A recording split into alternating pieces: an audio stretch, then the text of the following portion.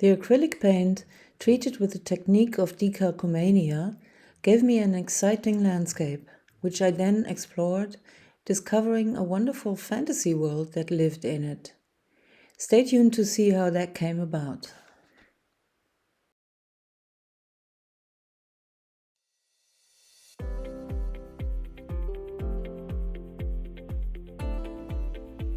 Hello, you lovely lot! Today I am developing a landscape by the technique of Decalcomania.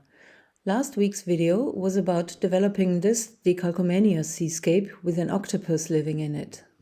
I made it with a jelly plate, but this also works with glass or just with 2 Duralar sheets, as you'll see me doing here. I am using my new colors of the Golden Open line, but you can use any acrylic colors. I spray on some water and dilute it on a transparent sheet of Duralar directly with a brayer, adding some white color here to get some more shade of this yellow. I am pressing down the Duralar and pushing the paint underneath around a bit. I am slowing this process down so that you can see how I am using this technique here. Going back and forth with the Duralar sheet, pressing down a little bit, then lifting up again, making this kind of wavy pattern. Turning the colored sheet around and printing the wavy pattern on a watercolor paper. This is only the first layer, so it doesn't have to be perfect. I'm adding some more yellow on the remaining paint sheet and pushing the paint around again, but this time I am picking up paint with a watercolor paper itself that I'm printing on. The result is not yet what I wanted, so I am employing my trusty Quinacridone Gold, which really is a rusty kind of orange. What you see underneath the Duralar sheet is a previous attempt for a background. Sorry, that's a bit confusing. Spraying on some moisture here too, mixing that with a brayer and squeezing the paint between the top sheet and the lower Duralar sheet. So I used 2 Duralar sheets. I'm obviously moving the light reflection of my lamp too. Using that wavy technique again, shown in real time here again, the technique is visible quite well through the transparent sheets. Lift up, go back and press, lift up again, and so on. I have quite a clear plan to make up some more texture, finally leading me to a landscape with 2 towers. The left side will be the top of this print, and I am printing the Quinacridone wave on by just pressing vertical lines of the sheets, so as to have a pattern that gets thinner going up, if you understand what I mean. This doesn't quite work as I wanted. Tell me something new. So this is more of a background structure, thinning out upwards to support the towers that will be in the foreground. You'll see in a minute what I mean. Now this is the crucial part. For the 2 towers, I put on some black acrylics vertically, directly on my watercolor sheet. I then push the paint in a vertical movement with a Duralar.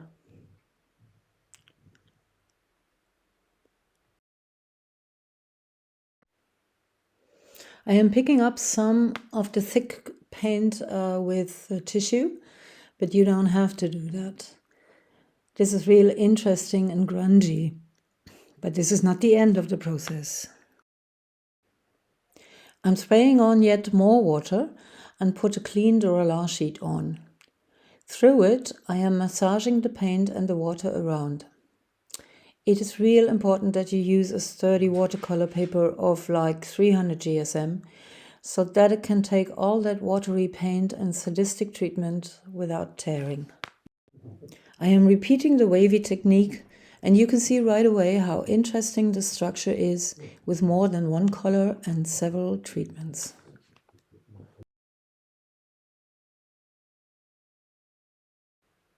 Just on the top I have to repeat this, as the top is the most important part in this one. Now that is an image that inspires me to evolve more.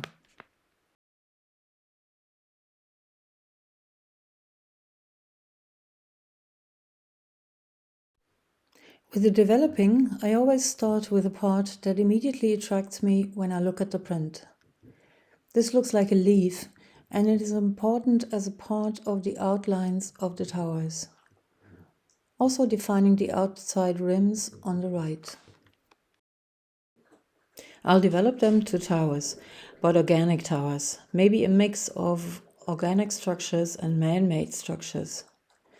If all this looks familiar to you, you might know this technique, and especially the towers, from the famous German painter Max Ernst, who later became American and French also.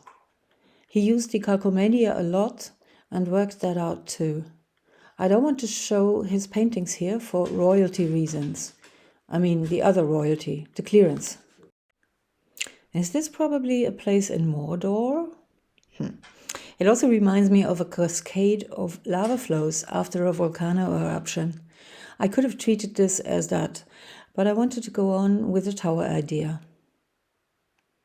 As I'm drawing along, it's like there are stories coming up, what these things are. I think these towers are producing something, and it could be something dangerous.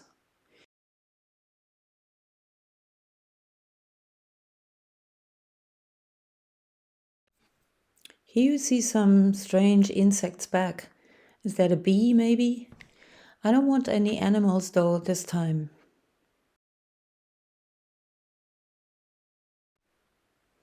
And this is a gap that forms between the two towers, which are coming together in the lower part and forming a mutual basis.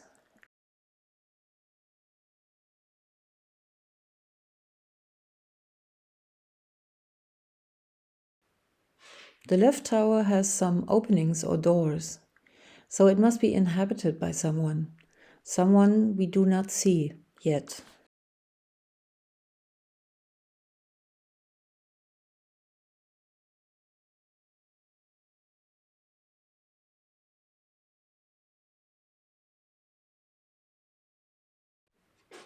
Here I also could have made a waterfall.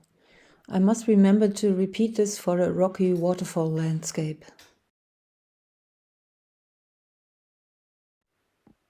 Defining the outer rims of the left tower.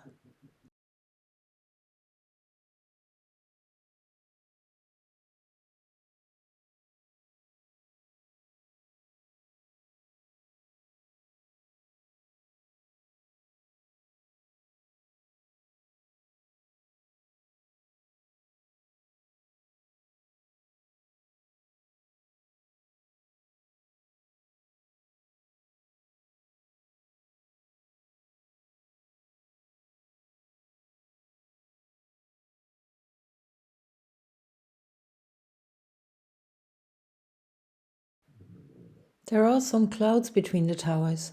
It's fascinating. I don't have a clue how I made them. I want a bridge going from one tower to the other. It has to vanish in the cloud on the left.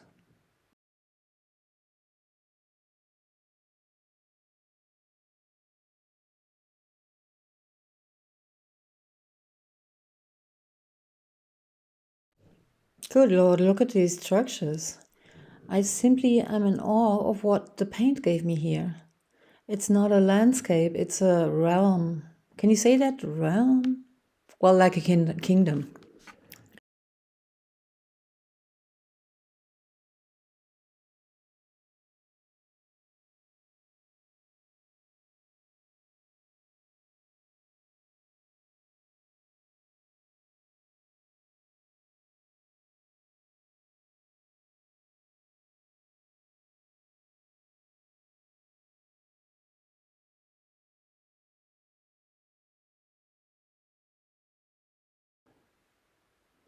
I forgot in the end to develop this other line that I made there. I wanted another bridge, but I didn't work it out in the end. It's probably just cable TV.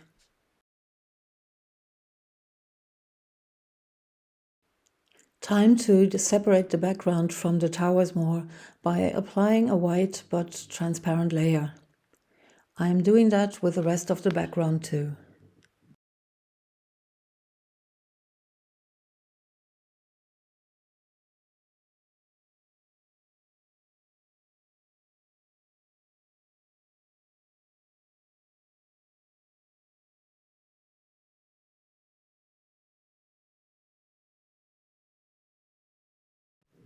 The top of the left tower looks like some spaceship to me.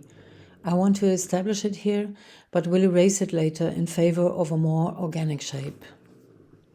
That leaf on the right side I worked on before. I have the idea that it produces bubbles or large water drops, so I'm taking the outline from the lid of my nail enamel. You know, water droplets are real easy. A highlight where the light comes from, and collected light at the opposite of the drop. Some shadows for the drop itself, and that's it.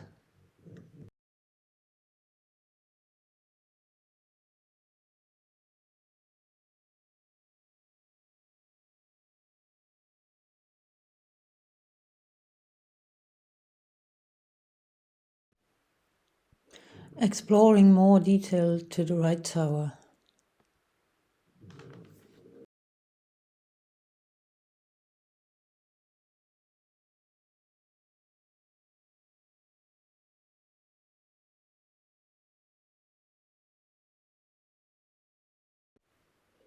Working in the lower part, more fascinating Decalcomaniac details are showing.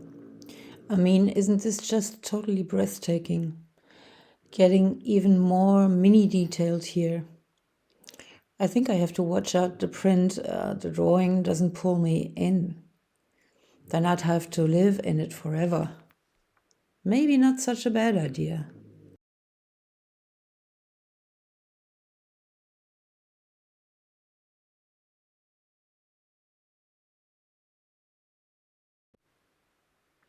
Here it looks as if the paint has crackled a bit, meaning that probably some of the black color had dried too much already. And look how interesting it turns out.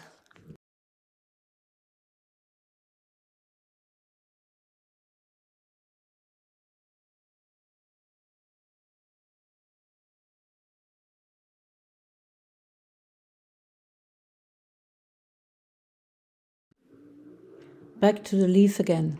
Some more details here.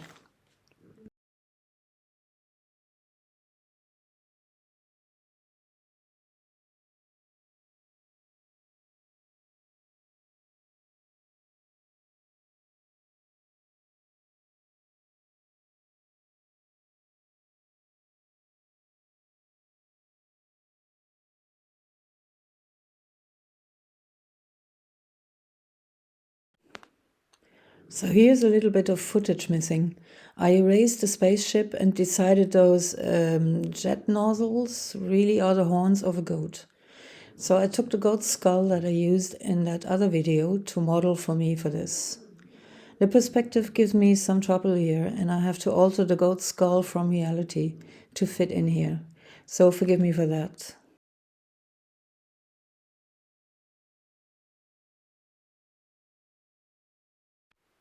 Taking a short break from the skull stress, defining spheres in the background. Then back, correcting a huge part of the skull. Sometimes when I find some part hard to draw, I look somewhere else for a break, and when my eyes go back to the difficult subject, I can almost not believe what bullshit I drew before. Do you get that too?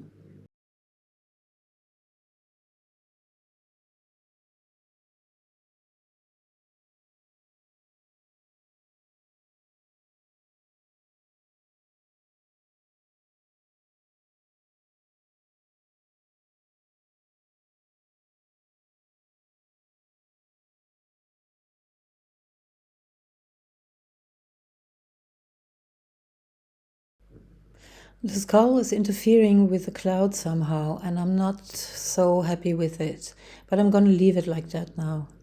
On the other tower, we are dealing with some other kind of organic mechanical animal tower.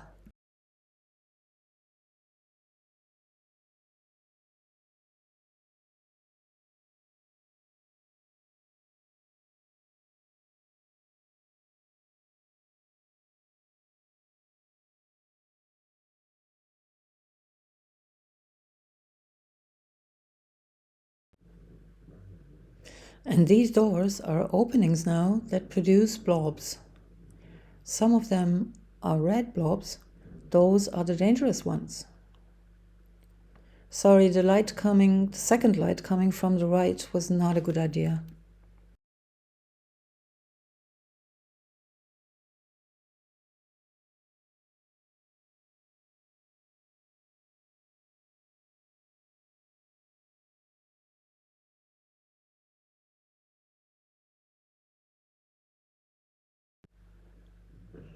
A little drone flight above the kingdom.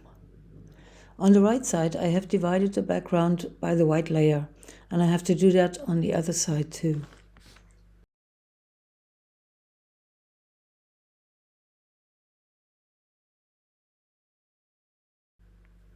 Again, totally new structures here.